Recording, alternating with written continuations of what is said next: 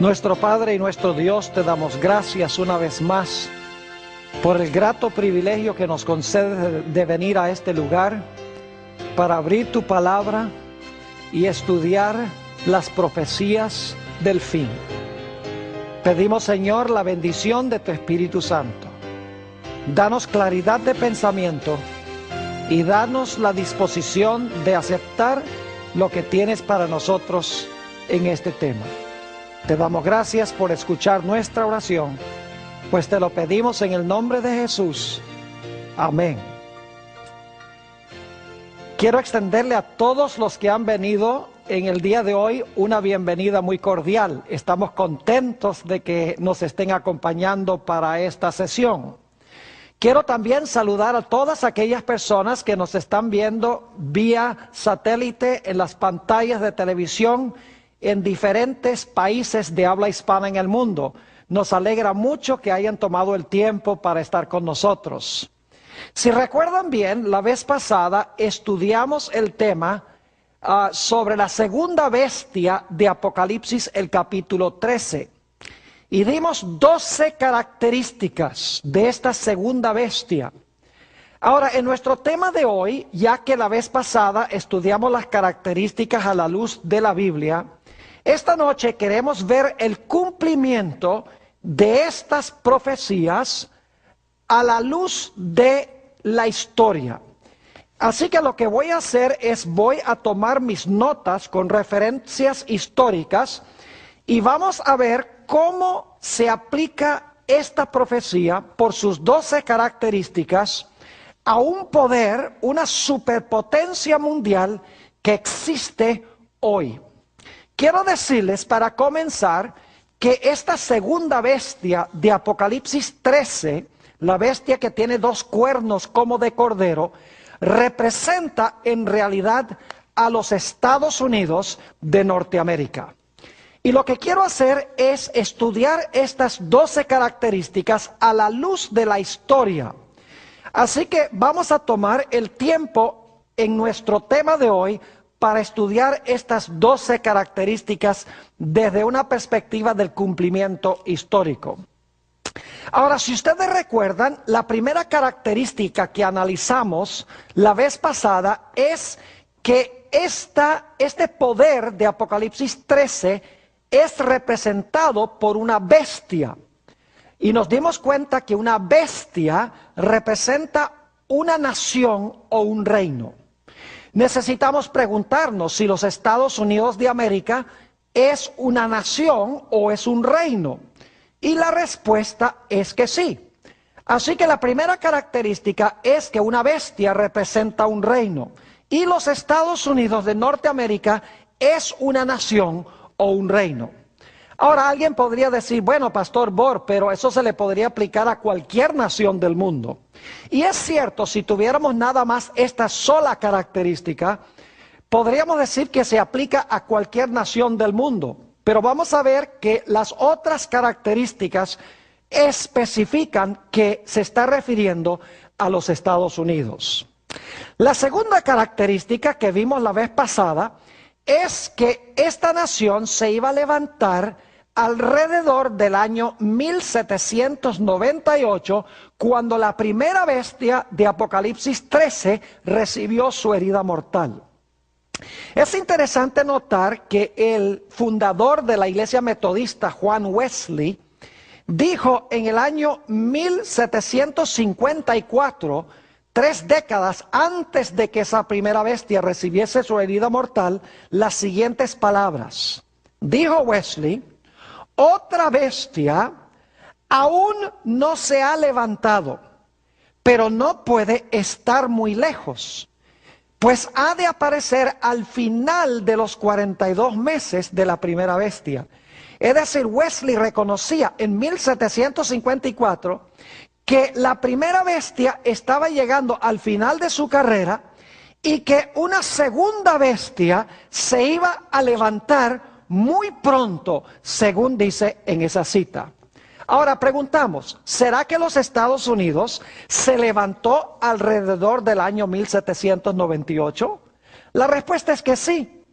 La Declaración de Independencia de los Estados Unidos se firmó en 1776.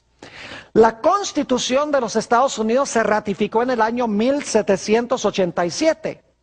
Las primeras 14 enmiendas de la Constitución se firmaron y se decretaron en 1791. Y el primer país en reconocer a los Estados Unidos como una nación o como un gobierno fue el gobierno de Francia en el año 1798, el mismo año en que la primera bestia recibió su herida mortal. Así que los Estados Unidos ciertamente se levantó alrededor del año 1798 y fue reconocido este país por primera vez como una nación por Francia en ese año específico. La tercera característica es la que encontramos en Apocalipsis el capítulo 12. Si ustedes recuerdan, después de los 1260 años en que la mujer iba a huir al desierto, perseguida al desierto, dice que al final de ese periodo la tierra iba a ayudar a la mujer y la tierra se iba a tragar las aguas de persecución que querían ahogar a la mujer. Ahora, no cabe duda de que los Estados Unidos es representado por la tierra, porque la historia nos dice que de Europa huyeron muchedumbres de personas aquí a los Estados Unidos buscando libertad de conciencia, buscando adorar a Dios de acuerdo a los dictámenes de su propia conciencia.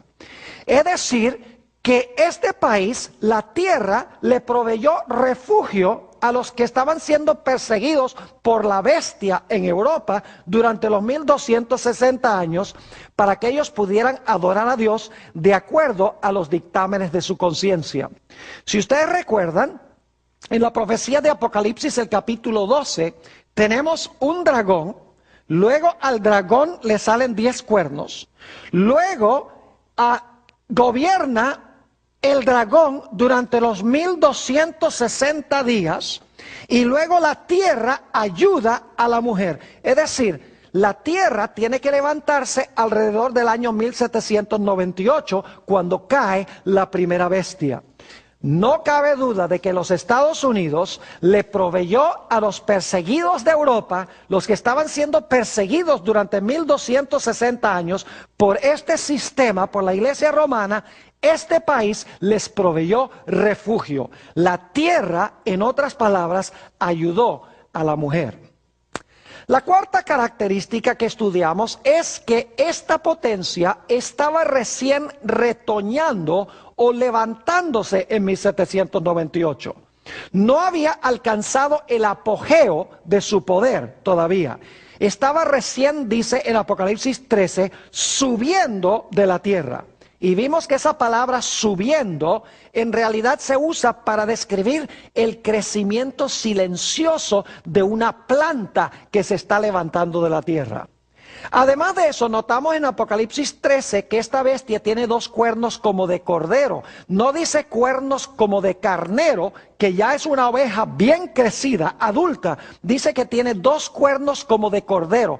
Es decir, está recién retoñando en 1798, recién levantándose y no ha alcanzado todavía el apogeo de su poder. Yo pregunto, ¿los Estados Unidos se estaba recién levantando en el año 1798 silenciosamente como una planta? Sí, porque los Estados Unidos no tuvo que pelear contra ninguna de las potencias anteriores. No se levantó en medio de guerras contra los poderes de Europa, sino que vino acá y se levantó como una planta silenciosa. Es interesante notar en el libro de G.A. Townsend, el libro se titula El Nuevo Mundo comparado con el Antiguo, en la página 462, él dice, como una semilla silenciosa, crecimos hasta llegar a ser un imperio, hablando de los Estados Unidos. Fíjese que este es un historiador secular, o sea, no es religioso, él no sabe nada de Apocalipsis 13. Y sin embargo dice, como una semilla silenciosa, crecimos hasta llegar a ser un imperio. Así que los Estados Unidos estaban recién subiendo de la tierra en 1798. Dicho sea de paso, en Apocalipsis 12 encontramos que la tierra representa el territorio de los Estados Unidos que le dio refugio a los perseguidos en Europa. En Apocalipsis 13, la bestia que se levanta de la tierra representa el gobierno que se levanta en ese territorio. Es decir, la tierra es el territorio y la bestia que se levanta de la tierra ya es el país o la nación que se está levantando en ese territorio. La característica número 5 es que esta segunda bestia se levanta de la tierra y no se levanta del mar. Ustedes recuerdan que las demás bestias de Daniel capítulo 7 se levantaron del mar. El león, el oso, el leopardo, el dragón, todos se levantaron del mar. Ahora, es interesante notar que esta potencia, que llegó a ser potencia, no se levantó del mar. Es decir, no puede haberse levantado en Asia, ni puede haberse levantado en Europa. El león y el oso son países asiáticos. El leopardo y el dragón son países europeos. Y dice que estos todos se levantan del mar. Esta segunda bestia se levanta de la tierra. Es decir, tiene que levantarse no en Asia ni en Europa, sino que tiene que levantarse en un lugar diferente, en un lugar distinto. Ahora, en las profecías, las aguas representan muchedumbres, naciones, lenguas y pueblos. Es decir, un poder de la tierra significa que no hay muchedumbres, naciones, lenguas y pueblos. Es decir, no hay aguas, porque se está levantando en tierra seca. Permítame leerles una cita que apareció en un periódico que se llama Dublin Nation en 1850. Dice esto en cuanto a los Estados Unidos. Este es un periódico irlandés, está siendo publicado en Irlanda. Dice, un imperio americano se está levantando. Nosotros los isleños, es decir, los irlandeses, no tenemos ni la menor idea de los eventos extraordinarios que en medio del silencio de la tierra están añadiendo diariamente al poder y al orgullo de esta nación gigantesca. Fíjense que este es un periódico no religioso, sino secular. Y el autor dice que los isleños, los irlandeses, ni tienen idea en cuanto a este poder, los Estados Unidos, que en medio del silencio de la tierra están sucediendo en esta gran nación. Otro individuo, Daniel Boorstin, quien fue bibliotecario principal de la Biblioteca del Congreso de los Estados Unidos, escribió una serie de artículos sobre el origen de los Estados Unidos en 1975. Y él tuvo esto que decir en cuanto a la razón por la cual los Estados Unidos llegó a ser un poder tan grande. Dice lo siguiente, Daniel Boorstin: la fertilidad especial de los Estados Unidos radicaba en el hecho de que estaba vacío. Es decir, no tenía población, no tenía muchedumbres, no tenía aguas. Lo que hacía especial a los Estados Unidos, lo que lo hacía fértil para que pudiera crecer. Fíjense que es interesante que habla de fertilidad. ¿Recuerdan la idea de la planta que crece, la semilla que crece y se convierte en una planta?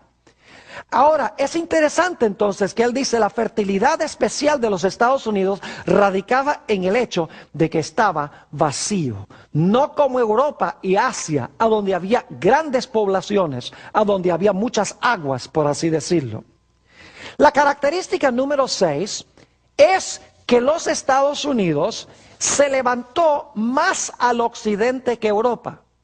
Ya como les mencioné, el león y el oso, que representan a Babilonia y Medo-Persia, son países o fueron países asiáticos en el continente de Asia.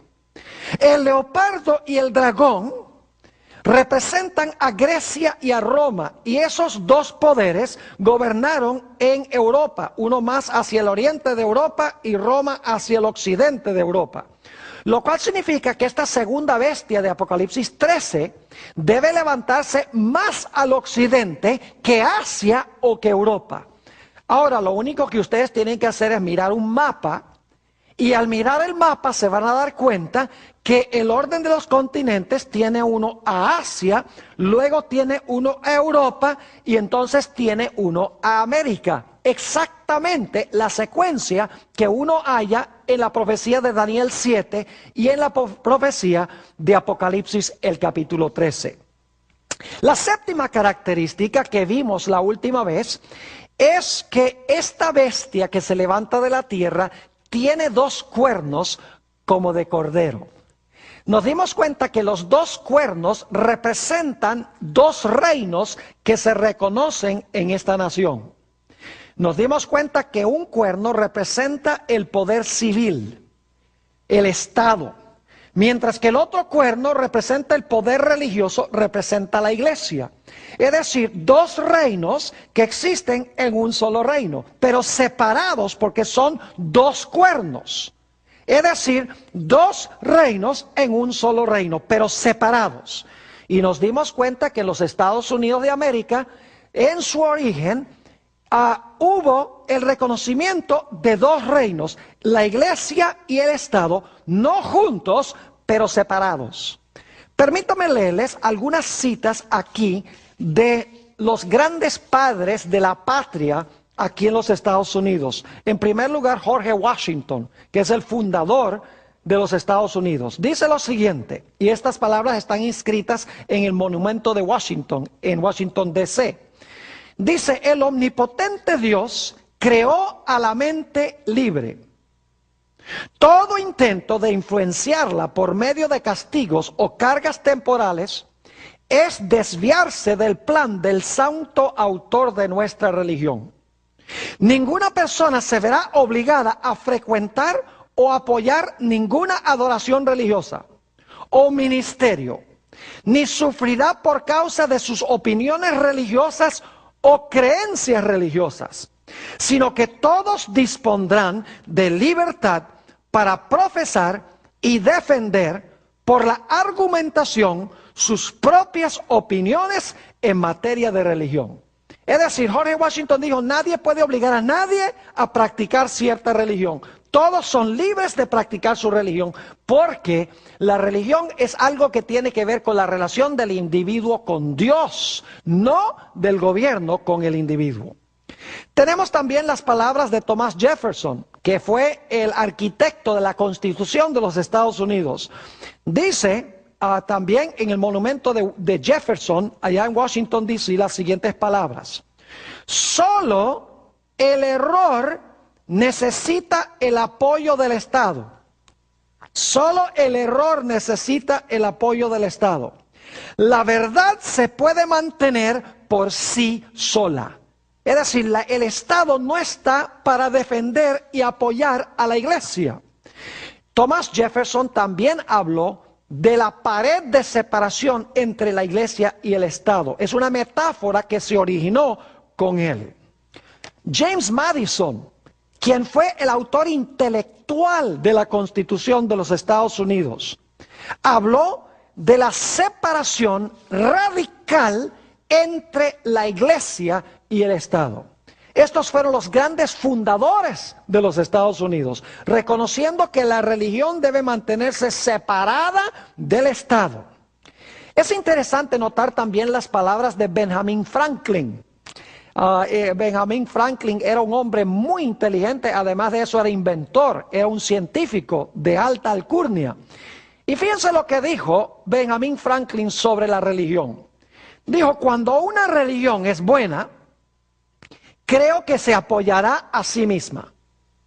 Cuando no se apoya a sí misma, y Dios no se encarga de apoyarla, de tal manera que los que la profesan tienen que pedirle a los poderes civiles que la ayuden, es señal, creo yo, de que es una religión mala. Es decir, cuando el Estado tiene que apoyar y sostener a la iglesia, eso está mal. Es una religión equivocada y falsa. En los Estados Unidos se escribió la Constitución y se ratificó en 1787. Y en 1791 se agregaron 14 enmiendas a la Constitución. Es interesante notar la primera enmienda de la Constitución de los Estados Unidos.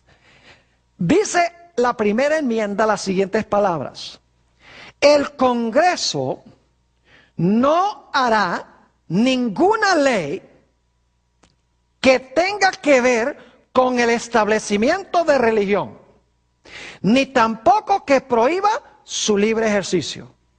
Es decir, el Congreso no puede establecer religión, ni puede prohibir que usted practique su religión, según la primera enmienda de la Constitución de los Estados Unidos. Ahora, lo interesante es que esa es solo la primera parte de la primera enmienda. La segunda parte de la primera enmienda garantiza derechos civiles. Le garantiza a la gente el derecho de expresión. Le garantiza el derecho de reunirse pacíficamente. Le garantiza al ciudadano el derecho de exigirle al gobierno que se le haga justicia si alguien le hizo una injusticia.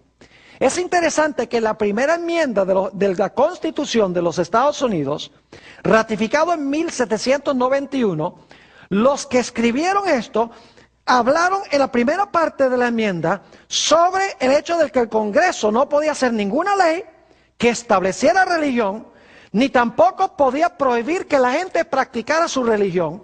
Y luego en la segunda parte de la primera enmienda garantiza derechos civiles.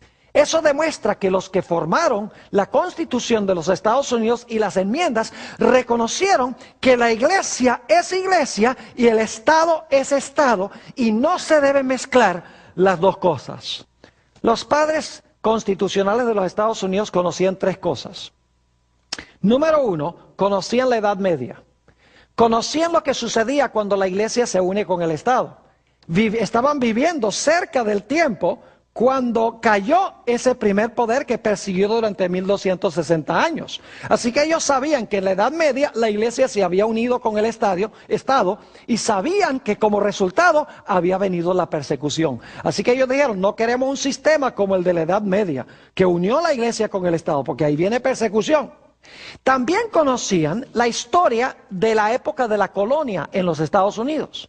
¿Saben ustedes? La historia de los Estados Unidos se puede dividir en dos grandes segmentos: la época colonial y la época constitucional. Yo no sé si ustedes sabían, pero en la época colonial de los Estados Unidos, la iglesia y el Estado estaban unidos.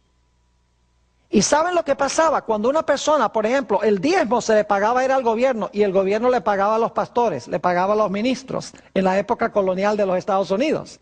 Y claro, la gente en la iglesia que no diezmaba, o le ponían una multa o los echaban a la cárcel. Lo mismo si la gente no iba a la iglesia el domingo, porque se creía que el domingo era el día de reposo.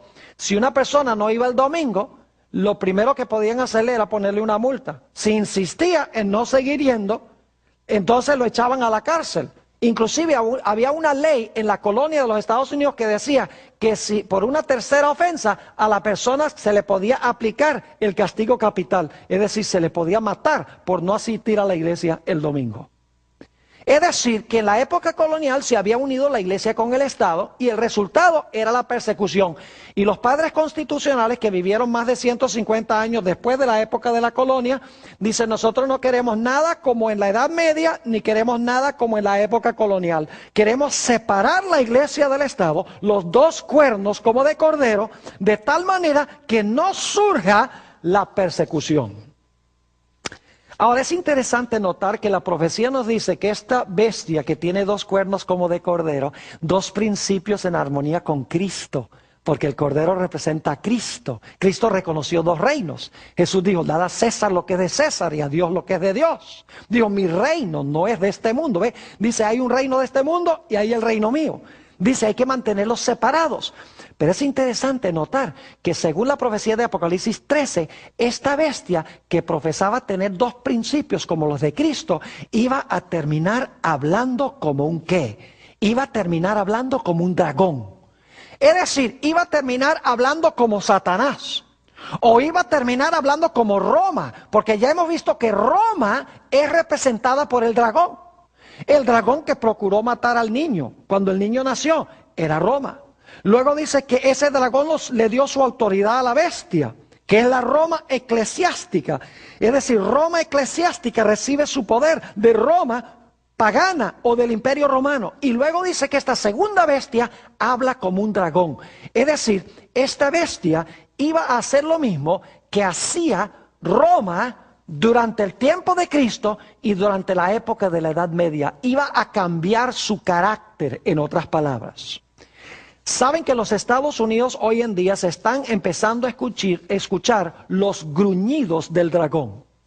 Fíjense lo que dijo el juez supremo de los Estados Unidos. Ya no es porque murió el año pasado, pero cuando era juez supremo, hasta el año 2005, William Rehnquist dijo estas palabras: la pared de separación entre la iglesia y el Estado es una mala metáfora que se basa en un concepto erróneo de la historia.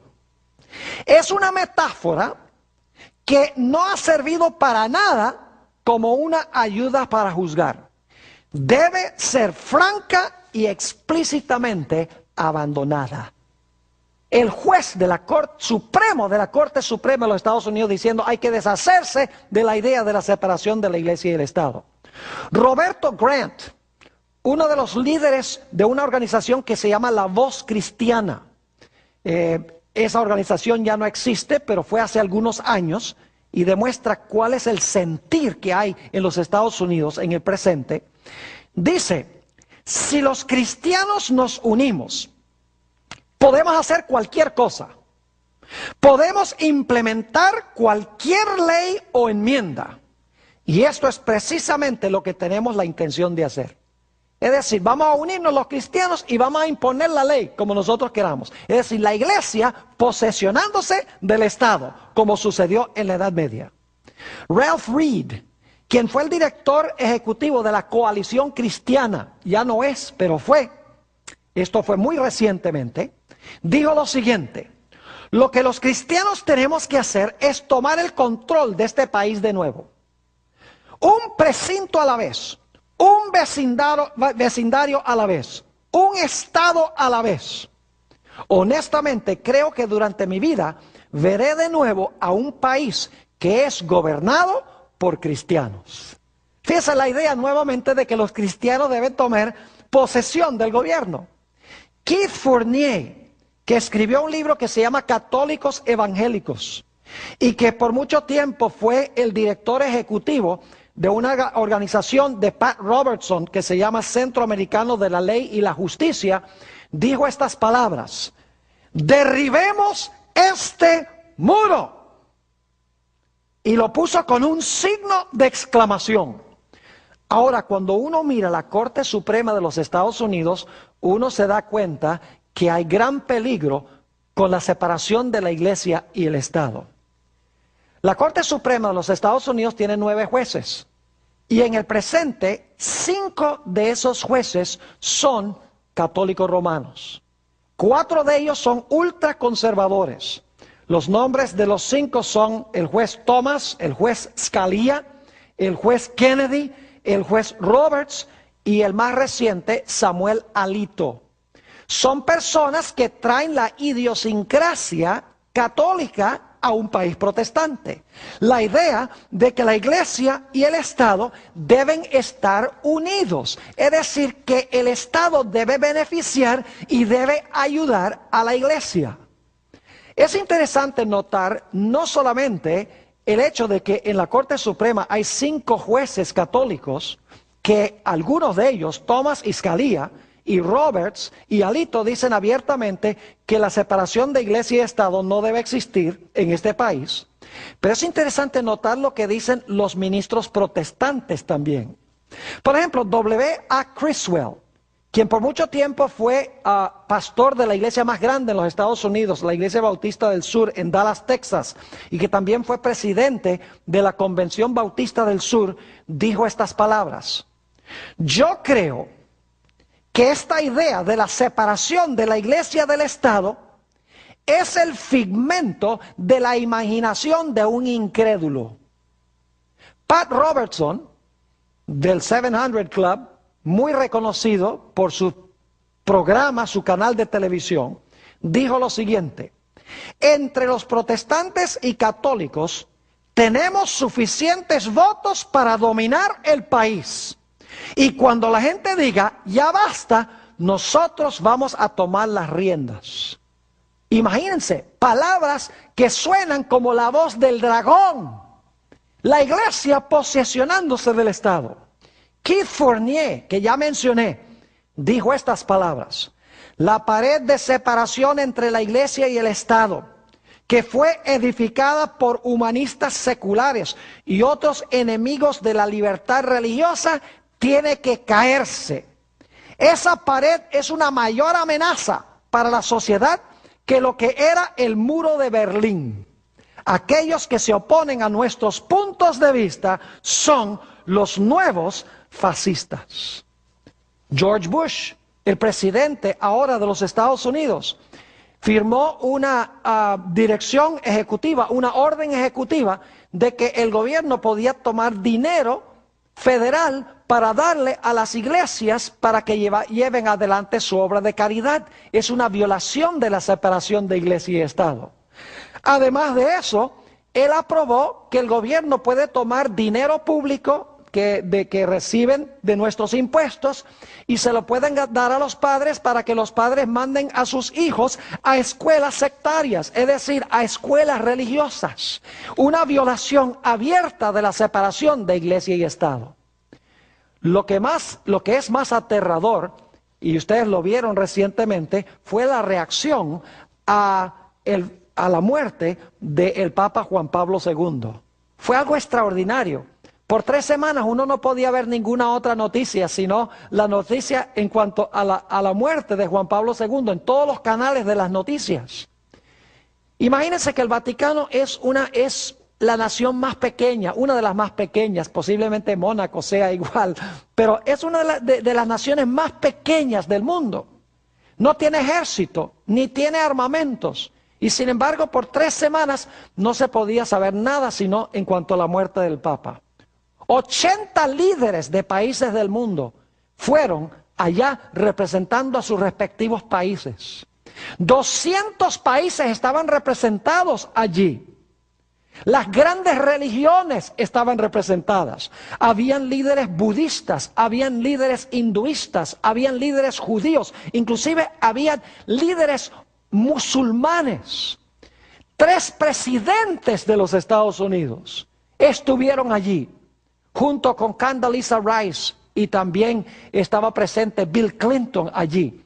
Y apareció una foto en el periódico con todos estos representantes de los Estados Unidos arrodillados delante del féretro de Juan Pablo II. 300,000 personas se reunieron en la plaza de San Pedro para presenciar el funeral de Juan Pablo II. 5 millones de personas entraron a la ciudad de Roma para este evento. Algunas personas se pararon por 24 horas en cola, esperando nada más ver el cuerpo de Juan Pablo II.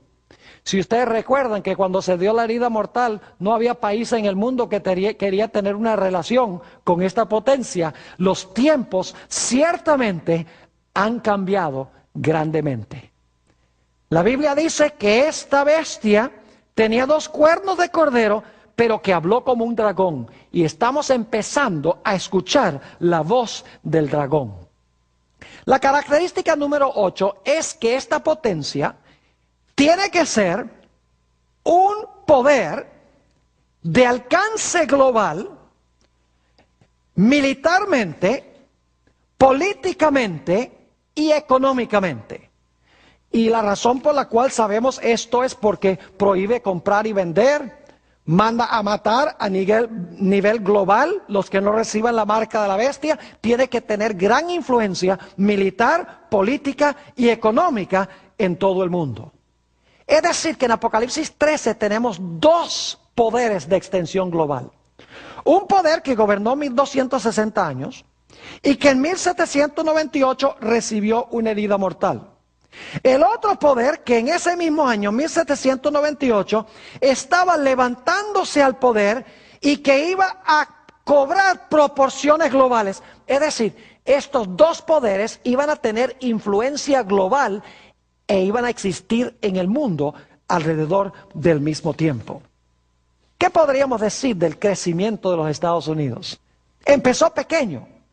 ¿Podrían ustedes decir que los Estados Unidos es un poder, una potencia global, militarmente, políticamente y económicamente? Claro que sí. Permítanme mencionarles algo sobre la población de los Estados Unidos. En 1701 los Estados Unidos tenían 262,000 habitantes. En el año 1776, cuando se firmó la Declaración de Independencia, los Estados Unidos tenían 2.800.000 habitantes.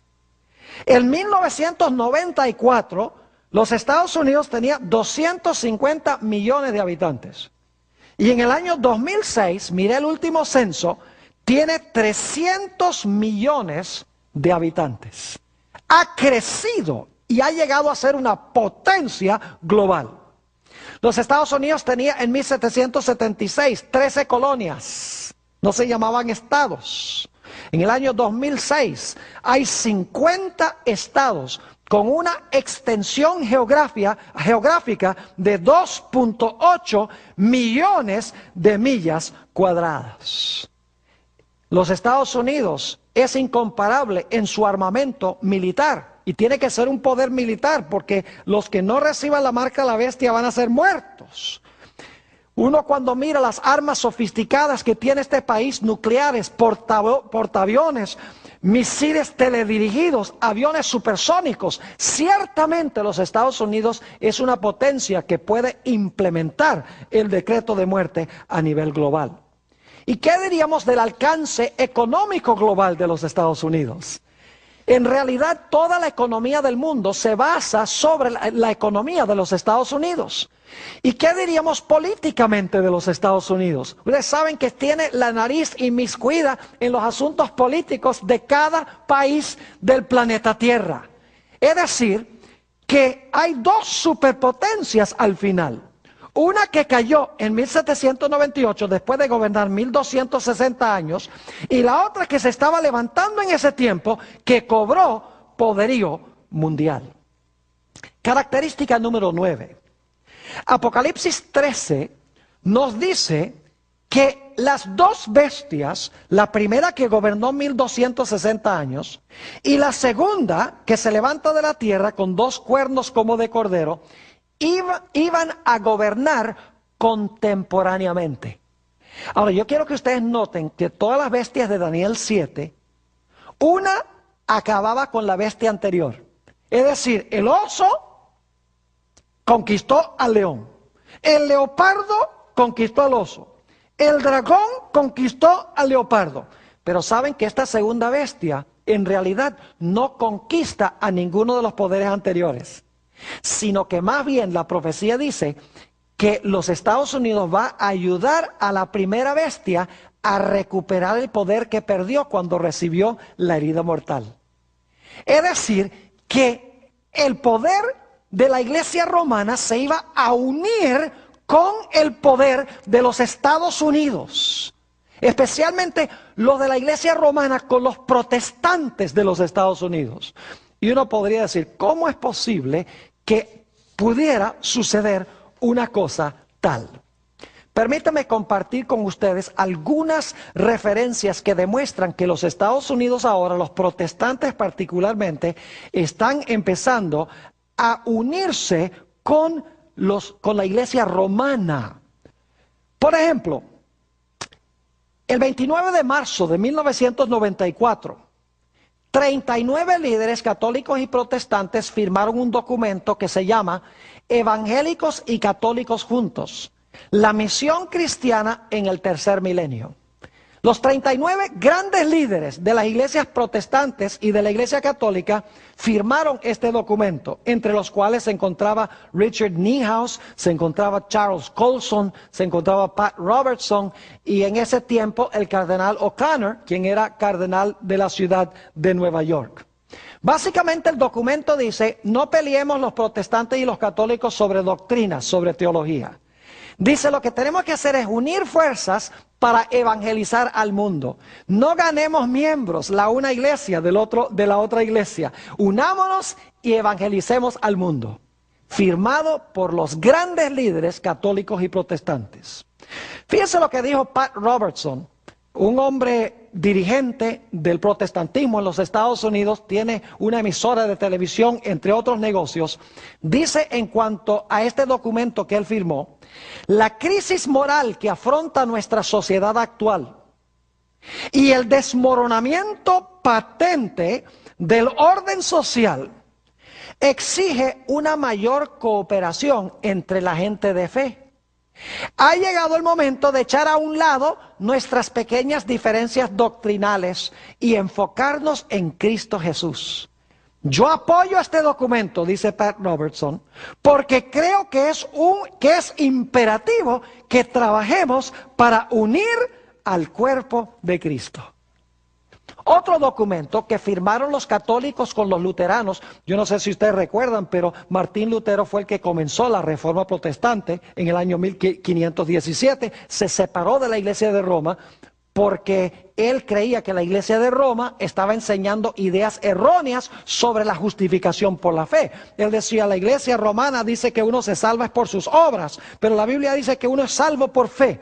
Pues saben ustedes que por un periodo de 33 años, los teólogos de la Iglesia Luterana, 61,5 millones de miembros en la Iglesia Luterana, se unieron con los teólogos de la Iglesia Católica para estudiar de nuevo el asunto de la justificación por la fe. El 31 de octubre de 1999, estos teólogos firmaron un documento que se llama Declaración Conjunta sobre la Justificación por la Fe. ¿Y saben ustedes lo que dijeron en este documento? Los luteranos y los católicos dijeron que la reforma protestante nunca debería haber sucedido. Dijeron, en realidad fue una batalla de palabras, porque estamos de acuerdo en realidad sobre la justificación por la fe, pero era una batalla semántica, malos entendidos entre uno y el otro, pero en realidad no había ninguna diferencia teológica entre el protestantismo y el catolicismo. Increíble que los luteranos mismos estuviesen firmando este documento con la iglesia de la cual se habían separado. Es interesante notar que los protestantes están más y más adoptando el punto de vista de la Iglesia Católica de la Virgen María. Yo nunca pensé que los protestantes podían adoptar la mariología de la Iglesia Católica. Pero es interesante, en la revista Time del 21 de marzo del 2005 apareció este título: Ave María. Los católicos por largo tiempo la han venerado, pero los protestantes han hallado sus propias razones para celebrar a la Madre de Jesús. Es decir, los protestantes están empezando a adoptar la mariología de la Iglesia Católica. Ahora, hay tantas cosas más que podría hablar sobre el acercamiento entre católicos y protestantes. ¿Sabe? Una de las cosas que ha unido grandemente a los católicos y los protestantes es pelear juntos en contra del desmoronamiento moral de la sociedad. Es decir, pelear en contra de los que están diciendo que debemos legalizar matrimonios entre homosexuales. Los protestantes y los católicos dicen, unámonos para pelear en contra de esos. También los protestantes y los católicos se han unido en la causa de prohibir el aborto, de defender la vida. Y dicen, unamos nuestras fuerzas para defender la vida y para prohibir el aborto. Ahora, yo no estoy diciendo que el aborto está bien, yo creo que el aborto está mal. Pero lo que estoy diciendo es que estas causas sociales lo que están haciendo es uniendo a los católicos con los protestantes para batallar contra el desmoronamiento social, es decir, la caída de la moral de la sociedad. Y entonces dicen, olvidémonos de doctrinas, olvidémonos de las enseñanzas, tenemos un enemigo común, peleemos en contra de ese enemigo. El Concilio Vaticano II acercó mucho a los católicos y los protestantes. Además de eso, la elección del presidente John Kennedy, ojalá tuviera tiempo de hablar de todas las circunstancias sociales.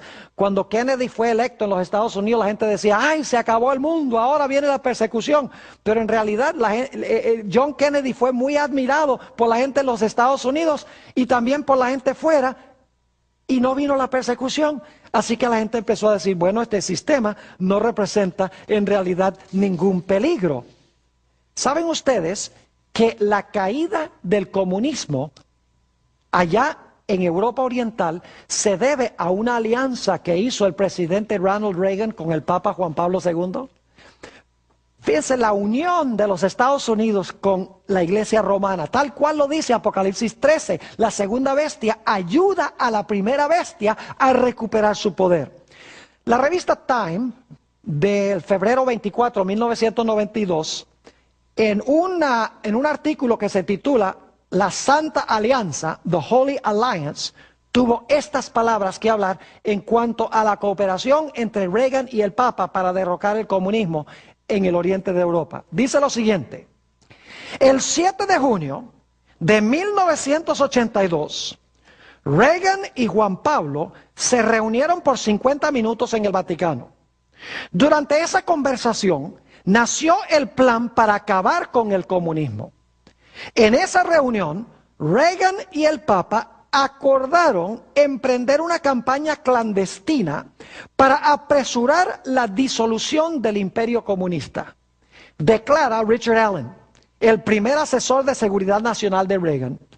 Esta fue una de las grandes alianzas secretas de todos los tiempos. Los Estados Unidos puso de su parte su poderío militar y su poderío económico, mientras que el Vaticano puso su servicio de inteligencia, porque tenía muchos miembros en Europa Oriental, y le facilitó eso a los Estados Unidos, y los Estados Unidos usó su poder militar y su poder económico para derribar el comunismo. No es coincidencia de que Juan Pablo II y Ronald Reagan fueron ambos heridos con una separación de cuestión de meses. Y las heridas que les suministraron fueron curadas y siguieron gobernando sobre los Estados Unidos y sobre el Vaticano. Es interesante notar lo que están diciendo los líderes protestantes en cuanto a la necesidad de que los Estados Unidos se una con la Iglesia Romana. Voy a leer algunas citas aquí rápidamente. Robert Grant, quien mencioné, estableció una organización que se llama Voz Cristiana, dijo esto: si los cristianos nos unimos, podemos hacer lo que queramos, podemos pasar cualquier ley o enmienda. Y esto es precisamente lo que tenemos la intención de hacer: unirse los católicos con los protestantes, un país protestante como Estados Unidos con la Iglesia Romana. Encontramos que siguió diciendo Robert Grant lo siguiente: podemos hacer lo que queramos, podemos enmendar la Constitución, podemos elegir a un presidente. Y ustedes saben que el protestantismo, unido con los católicos, en realidad influyeron sobre la elección de George Bush en sus dos elecciones. Dice, podemos elegir a un presidente, podemos cambiar o hacer cualquier ley del país y nos incumbe hacerlo. Ralph Reed, de gran influencia en la coalición cristiana, dijo estas palabras: resulta obvio que algunas enseñanzas son más importantes que otras, y debemos estar de acuerdo en esos puntos esenciales, mientras que al mismo tiempo damos cierta flexibilidad en otros puntos que son menos esenciales para la fe. Es decir, las diferencias entre protestantes y católicos, echémoslas a un lado y unámonos en lo que tenemos en común. Ya mencioné W.A. Criswell, quien fue presidente de la Convención Bautista del Sur y pastor de la iglesia más grande en esa época, bautista, que quedaba en la ciudad de Dallas. Dijo estas palabras: no conozco a ningún grupo que esté más comprometido con las doctrinas fundamentales del cristianismo que la Iglesia Católica. Un bautista diciendo eso. ¿Qué diríamos de Billy Graham? Note las palabras de Billy Graham, el decano de los evangelistas. Dice esto: me he dado cuenta que mis creencias son esencialmente las mismas que sostienen los católicos romanos ortodoxos. Increíble. En 1981, Billy Graham dijo que el Papa Juan Pablo II era el mayor líder moral del mundo y también el más grande evangelista. Continuó diciendo esto, Billy Graham: mis viajes por todo el mundo y los contactos que he tenido con los pastores de todas las denominaciones me han convertido en un ser ecuménico. Nos separa la teología, y en algunos casos la cultura y la raza, pero nada de eso me importa ya. En el programa Good Morning America, Billy Graham declaró las siguientes palabras: yo admiro al Papa, los dos hablamos sobre los mismos asuntos morales. El Papa Juan Pablo II proclamó una encíclica que se titula Ut Unum Sint, que todos sean uno, a donde él invita a todos los cristianos a unirse bajo el mismo liderazgo de la Iglesia romana. Benedicto XVI, el nuevo Papa, ha dicho que uno de los propósitos principales de su pontificado es unir a todos los grupos religiosos. Juan Pablo II también escribió una carta pastoral, Dies Domini, invitando a todos los cristianos a observar el día domingo como el día de reposo. Y como la mayoría de los cristianos guardan el domingo, ya sean protestantes o católicos, es un punto que ellos pueden tener en común. Tenemos que cubrir rápidamente las últimas características. La característica número 10 es que esta segunda bestia va a ser una imagen de la primera bestia. Ahora, ¿cómo fue la primera bestia? Si ustedes recuerdan, en primer lugar, la primera bestia unió la iglesia con el Estado. En segundo lugar, pensó que podía cambiar los tiempos de Dios, ya lo vimos. En tercer lugar, profesó que podía cambiar la ley de Dios. Y en cuarto lugar, persiguió a los que no estaban en armonía con ella. Es decir, que en los Estados Unidos va a haber un reflejo de lo que existió en Europa durante la Edad Media. Ahora, ¿se están viendo movimientos en los Estados Unidos para unir la iglesia con el Estado como era en Europa? ¿Se está viendo ese reflejo, esa imagen? Claro que sí. En los Estados Unidos, si ustedes oyen la predicación sobre las profecías, ustedes van a descubrir que las predicaciones, y no tengo tiempo de cubrirlo todo, la interpretación de las profecías es mayormente futurista o preterista. Es decir, que el anticristo se levantó en el Antiguo Testamento, Antíoco Epífanes, o que el anticristo se va a levantar allá en el futuro, en Jerusalén, después que la iglesia es raptada al cielo, y que se va a reconstruir el templo de Jerusalén allá. Los protestantes enseñan especialmente un anticristo futuro, mientras que los católicos enseñan un anticristo pasado, y mientras tanto, vemos un reflejo de lo que fue en la Edad Media en los Estados Unidos y la gente no lo ve porque está mirando un panorama profético que no es bíblico. Está mirando a donde no es. En los Estados Unidos la mayoría de los cristianos guardan el domingo. Ese es el cambio en la ley. Al guardar el domingo están reconociendo la autoridad del que profesa haber cambiado el día. Además de eso, nos dice en Apocalipsis 13 que va a llegar el momento en que aquellas personas que no acepten la perspectiva profética, aquellas personas que no observen el falso día de reposo, van a ser perseguidos por causa de su fe. Característica número 11. Dice que este poder, esta segunda bestia, va a imponer la marca de la bestia. Es decir, no solo va a ser una imagen de la primera bestia, sino que va a imponer la marca de la primera bestia. Ahora, no hemos estudiado todavía la marca de la primera bestia. Ese será nuestro próximo tema. Vamos a hablar, el título del tema es Un árbol y un día. Y vamos a ver cuál es la marca de la bestia que va a imponer este país. Todavía este aspecto no se ha cumplido, pero se va a cumplir muy pronto. Finalmente, nuestra característica número 12 se encuentra en Apocalipsis 16:13, a donde a esta bestia que se levanta de la tierra con los dos cuernos como de cordero, dice que es el falso profeta. Se le llama el falso profeta.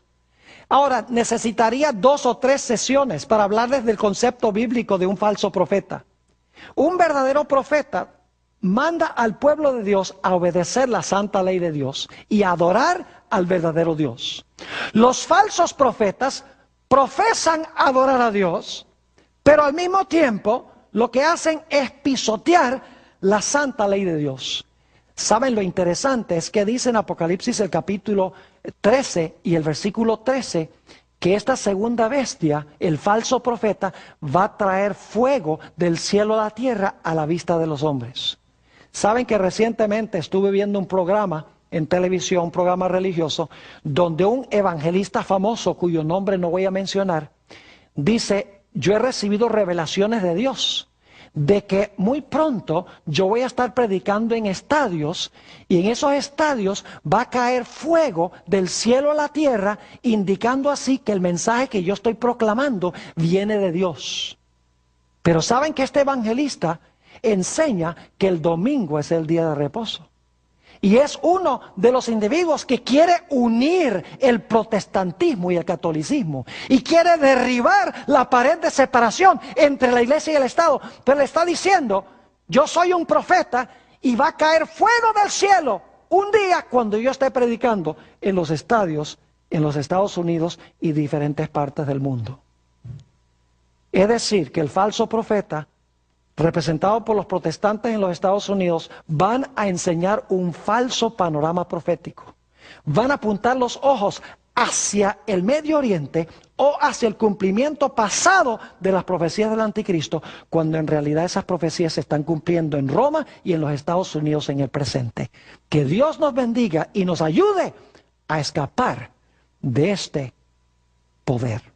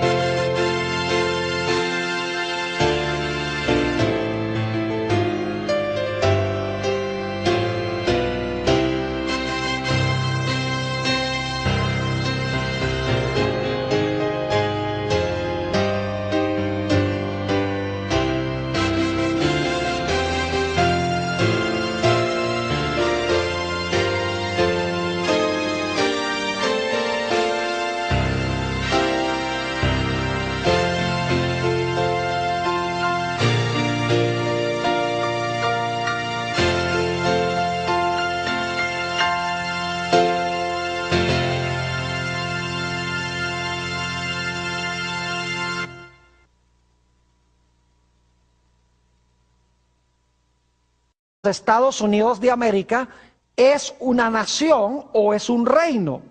Y la respuesta es que sí. Así que la primera característica es que una bestia representa un reino.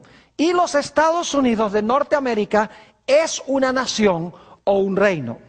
Ahora alguien podría decir: bueno, Pastor Bor, pero eso se le podría aplicar a cualquier nación del mundo. Y es cierto, si tuviéramos nada más esta sola característica, podríamos decir que se aplica a cualquier nación del mundo, pero vamos a ver que las otras características especifican que se está refiriendo a los Estados Unidos. La segunda característica que vimos la vez pasada es que esta nación se iba a levantar alrededor del año 1798, cuando la primera bestia de Apocalipsis 13 recibió su herida mortal. Es interesante notar que el fundador de la iglesia metodista, Juan Wesley, dijo en el año 1754, 3 décadas antes de que esa primera bestia recibiese su herida mortal, las siguientes palabras. Dijo Wesley: otra bestia aún no se ha levantado, pero no puede estar muy lejos, pues ha de aparecer al final de los 42 meses de la primera bestia. Es decir, Wesley reconocía en 1754 que la primera bestia estaba llegando al final de su carrera y que una segunda bestia se iba a levantar muy pronto, según dice en esa cita. Ahora preguntamos, ¿será que los Estados Unidos se levantó alrededor del año 1798? La respuesta es que sí. La Declaración de Independencia de los Estados Unidos se firmó en 1776.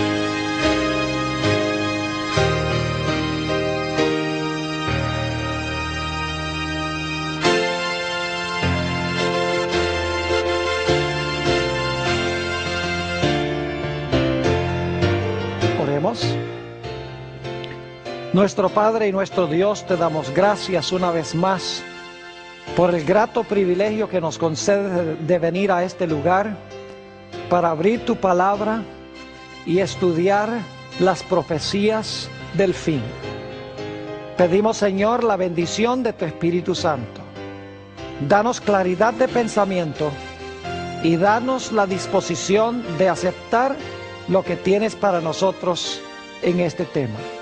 Te damos gracias por escuchar nuestra oración, pues te lo pedimos en el nombre de Jesús. Amén. Quiero extenderle a todos los que han venido en el día de hoy una bienvenida muy cordial. Estamos contentos de que nos estén acompañando para esta sesión. La Constitución de los Estados Unidos se ratificó en el año 1787. Las primeras 14 enmiendas de la Constitución se firmaron y se decretaron en 1791. Y el primer país en reconocer a los Estados Unidos como una nación o como un gobierno fue el gobierno de Francia en el año 1798, el mismo año en que la primera bestia recibió su herida mortal. Así que los Estados Unidos ciertamente se levantó alrededor del año 1798 y fue reconocido este país por primera vez como una nación por Francia en ese año específico. La tercera característica es la que encontramos en Apocalipsis el capítulo 12. Si ustedes recuerdan, después de los 1260 años en que la mujer iba a huir al desierto, perseguida al desierto, dice que al final de ese periodo la tierra iba a ayudar a la mujer y la tierra se iba a tragar las aguas de persecución que querían ahogar a la mujer. Ahora, no cabe duda de que los Estados Unidos es representado por la tierra, porque la historia nos dice que de Europa huyeron muchedumbres de personas aquí a los Estados Unidos buscando libertad de conciencia, buscando adorar a Dios de acuerdo a los dictámenes de su propia conciencia. Es decir, que este país, la tierra, le proveyó refugio a los que estaban siendo perseguidos por la bestia en Europa durante los 1260 años para que ellos pudieran adorar a Dios de acuerdo a los dictámenes de su conciencia. Si ustedes recuerdan, en la profecía de Apocalipsis, el capítulo 12, tenemos un dragón. Quiero también saludar a todas aquellas personas que nos están viendo vía satélite en las pantallas de televisión en diferentes países de habla hispana en el mundo. Nos alegra mucho que hayan tomado el tiempo para estar con nosotros. Si recuerdan bien, la vez pasada estudiamos el tema sobre la segunda bestia de Apocalipsis, el capítulo 13. Y dimos 12 características de esta segunda bestia. Ahora, en nuestro tema de hoy, ya que la vez pasada estudiamos las características a la luz de la Biblia, esta noche queremos ver el cumplimiento de estas profecías a la luz de la historia. Así que lo que voy a hacer es voy a tomar mis notas con referencias históricas y vamos a ver cómo se aplica esta profecía por sus 12 características a un poder, una superpotencia mundial que existe hoy. Quiero decirles para comenzar que esta segunda bestia de Apocalipsis 13, la bestia que tiene 2 cuernos como de cordero, representa en realidad a los Estados Unidos de Norteamérica. Y lo que quiero hacer es estudiar estas 12 características a la luz de la historia. Así que vamos a tomar el tiempo en nuestro tema de hoy para estudiar estas 12 características desde una perspectiva del cumplimiento histórico. Ahora, si ustedes recuerdan, la primera característica que analizamos la vez pasada es que este poder de Apocalipsis 13 es representado por una bestia. Y nos dimos cuenta que una bestia representa una nación o un reino. necesitamos preguntarnos si lo son. Luego al dragón le salen 10 cuernos. Luego gobierna el dragón durante los 1260 días. Y luego la tierra ayuda a la mujer. Es decir, la tierra tiene que levantarse alrededor del año 1798, cuando cae la primera bestia. No cabe duda de que los Estados Unidos le proveyó a los perseguidos de Europa, los que estaban siendo perseguidos durante 1260 años por este sistema, por la Iglesia Romana.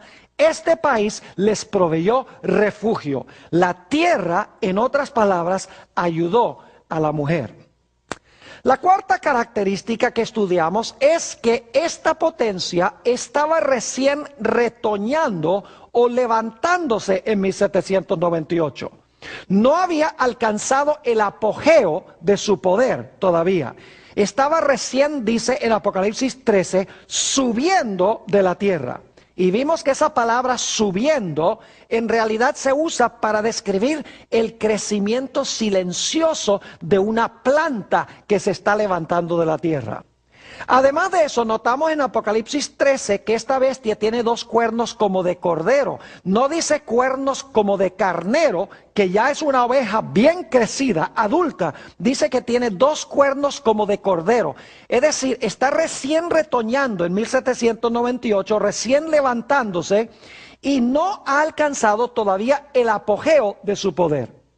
Yo pregunto, ¿los Estados Unidos se estaba recién levantando en el año 1798 silenciosamente como una planta? Sí, porque los Estados Unidos no tuvo que pelear contra ninguna de las potencias anteriores. No se levantó en medio de guerras contra los poderes de Europa, sino que vino acá y se levantó como una planta silenciosa.